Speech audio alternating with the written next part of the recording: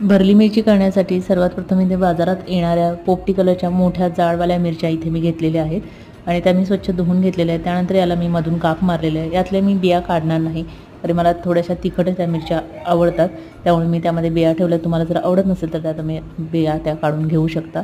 त्यानंतर इथे मी जाडसर दाण्याचं कूट घेतलं, त्यामध्ये 1 चमचा कांदा लसूण मसाला, का पाव चमचा हळद, चवीनुसार मीठ घातले, 7 ते 8 लसणाच्या पाकळ्या ठेचून घेतल्या होत्या त्या घालून घेतलेत।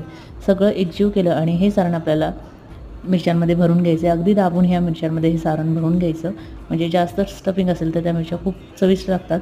नंतर पॅनमध्ये मी तेल घातले आणि ह्या मिरच्या अशा प्रकारे ठेवून घेतलेल्या आहेत। एक बाजू आपल्याला छान परतून झाल्यानंतर आपल्याला दुसरी बाजूही छान परतून घ्यायची आहे। परततानाच मी वरून तेल घातलं, थोडंसं सोडलं आणि थोडं मीठ बुरबुरलं, जेणेकरून वरूनही त्याला छान मीठ लागेल। खूप मस्त आणि टेस्टी ह्या मिरच्या होतात। तुम्ही भाकरीसोबत, चपातीसोबत ह्या मिरच्या नक्की खाऊन बघा। नक्की एकदा ही रेसिपी ट्राय करा आणि आवडली तर मात्र जास्तीत जास्त लाईक आणि शेअर करायला विसरू नका।